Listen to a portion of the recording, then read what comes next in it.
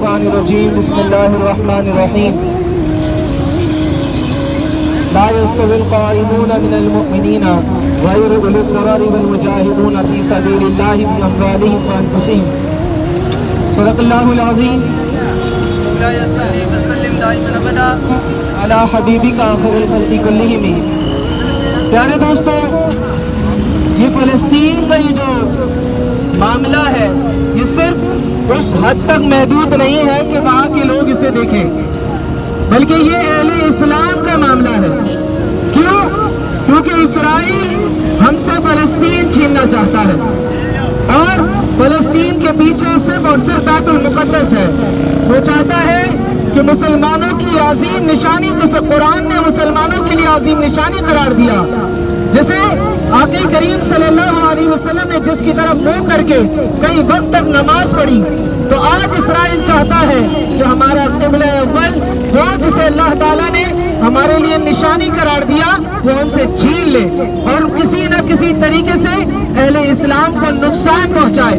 لہٰذا بات یہ ہے دوستو، آج ہم مسلمانوں نے جب سے ایک دوسرے کی قدر کو ختم کیا ہے ہم تباہی کے اندر آ چکے ہیں. بات یہ ہے، یہ شروع ہوئی تھی ہمارے گھر سے. پہلے ہم کہتے تھے جی یہ ہمارے بھائی کا مسئلہ ہے، ہمارا مسئلہ نہیں. پھر بات آئی محلے میں، ہم کہتے تھے فلانے کا مسئلہ ہے، ہمارا نہیں.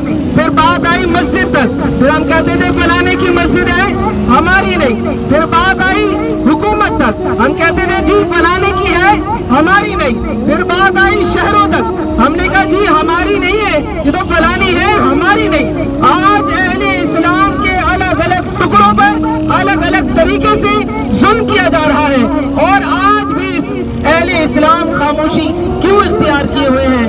کیا یہ ہمارا مسئلہ نہیں ہے؟ کیا اہل اسلام کا یہ مسئلہ نہیں ہے؟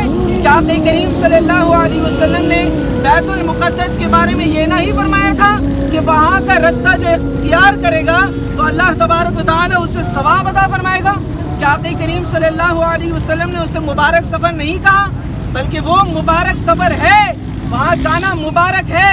آقا کریم صلی اللہ علیہ وسلم نے باقاعدہ سب سے پہلے جو شب معراج اپنی معراج کی ابتدا کی تو اللہ تعالیٰ نے قرآن مجید میں اس کا ذکر فرمایا اور فرمایا کہ آقا کریم صلی اللہ علیہ وسلم کو بھی آسمانوں میں بلانے سے پہلے اللہ تعالیٰ نے مسجد حرام سے مسجد اقصی بلایا، یعنی بیت المقدس بلایا، تاکہ آپ کی امت کو یہ پتہ چلے کہ بیت المقدس ہمارا ہے اور اس کی حفاظت قیامت تک کرنی ہے. لہٰذا یہ بات ہمیں سمجھا دی گئی حضور علیہ الصلوۃ والسلام کے معراج کے واقعے سے کہ جو بیت المقدس کے لیے اگر تم کھڑے نہیں ہوگے تو تم تباہی کا شکار ہو جاؤ گے. لہٰذا آج اس مسئلے کو ہم نے دیکھنا ہے، آج اس مسئلے کے لیے ہم نے اٹھنا ہے. کیا ہم نہیں جانتے کہ آقا کریم صلی اللہ علیہ وسلم نے فرمایا تھا مسلمان مسلمان کا بھائی ہے؟ لہٰذا آقا کریم صلی اللہ علیہ وسلم نے ہمیں درس دیا، آقا کریم صلی اللہ علیہ وسلم نے ہمیں سکھایا تم میں سے وہ شخص اب اس وقت تک تم مومن نہیں ہو سکتے جب تک تم دوسرے مسلمان سے محبت نہ کرو. آج ہم تباہی کا شکار کیوں ہیں؟ وجہ یہی ہے کہ ہم دوسرے مسلمان کو بڑا چھوڑ دیتے ہیں. لہٰذا بات پھر گھر سے باہر تک آئی، پھر محلوں تک آئی، پھر مساجد تک آئی، پھر علاقوں تک آئی، پھر شہروں تک آئی، پھر ملکوں تک آئی. آج ہمارے بیت المقدس کو گھیر لیا گیا ہے.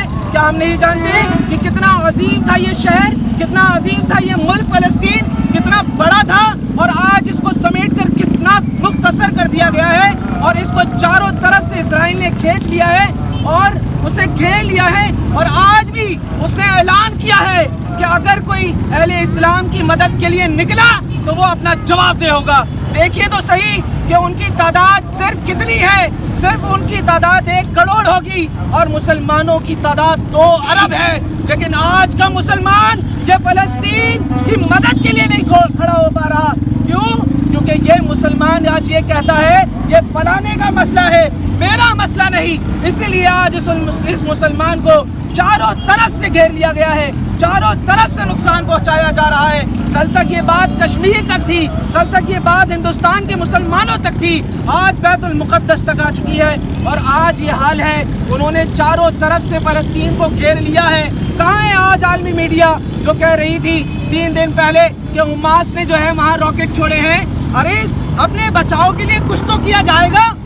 اسے اتنے سا مختصر کر دیا اور پھر انہوں نے کہا کہ اسرائیل کی ماں بہنوں پر انہوں نے جو ہے توپیں چلائی ہیں. تو آج دیکھو 4 دن ہونے کو آ گئے ہیں, وہ مسلسل بمباری کر رہے ہیں اور انہوں نے کہا ہے کہ ان کو چن چن کر بھوکا ماریں گے, ان کے بچوں کو کاٹیں گے. آپ دیکھیں عالمی میڈیا آج دوسری, آپ دیکھیں سرچ کریں اور دیکھیں سوشل میڈیا میں کس طریقے سے ان کی لاشیں دکھائی جا رہی ہیں, کس انداز سے انہیں کاٹا جا رہا ہے. وجہ کیا ہے؟ وجہ یہ ہے وہ بھی جانتے ہیں, باقی مسلمان سب اندھے ہیں. جب تک ان کے گھر میں چوری نہیں ہوگی اس وقت تک کھڑے نہیں ہوں گے. بات اصل میں یہ ہے کہ آج میرے گھر میں چوری ہوتی ہے تو میں مارنے اور مرنے کے لیے تیار ہو جاتا ہوں, لیکن اگر میرے مسلمان بھائی کے گھر میں کچھ بھی ہوتا ہے میں اپنے گھر میں سکون سے بیٹھا رہتا ہوں.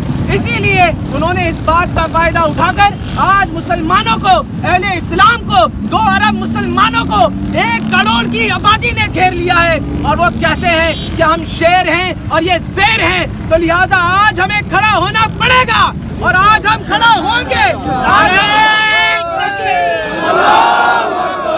فلسطین زندہ باد, فلسطین زندہ باد, نعرہ تکبیر, اسرائیل مرد آباد, اسرائیل مرد آباد, نعرہ تکبیر.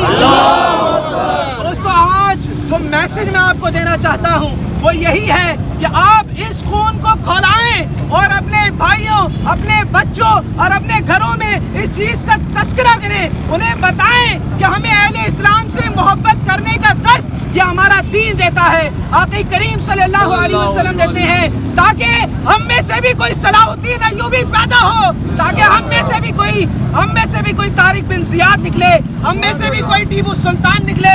یہ اسی وقت ہوگا جب ہم مسلمانوں کے دردوں کو سمجھیں گے, انہیں پھیلائیں گے, انہیں آگے بڑھائیں گے. تو اللہ تعالیٰ ہمارے اس خون میں محبت اسلام بھر دے, محبت مومن بھر دے, جس کے سبب سے ہم خود اہل اسلام کہلائیں. نعرہ تکبیر, اسرائیل مرد آباد, اسرائیل مرد آباد, آواز سے کہیں اسرائیل مرد آباد, مرد آباد, مرد آباد, مرد آباد, فلسطین زندہ باد, فلسطین زندہ باد, فلسطین زندہ باد, فلسطین زندہ باد. اللہ تبارک و تعالی ہمیں فلسطین کی محبت میں بڑھ چڑھ کر حصہ لینے, اپنی طاقت کے مطابق اللہ تعالیٰ لینے کی توفیق عطا فرمائے. جتنا ہو سکے ہم اتنا کام کریں, لوگوں کو بتائیں, لوگوں کے خون کو کھولائیں اور ان کو اسلام کی محبت اور مومن کی محبت کے لیے گرمائیں. میں آخر میں عرض کروں گا کہ امام صاحب بھی کچھ فرمائیں اور آخر میں دعا فرمائیں.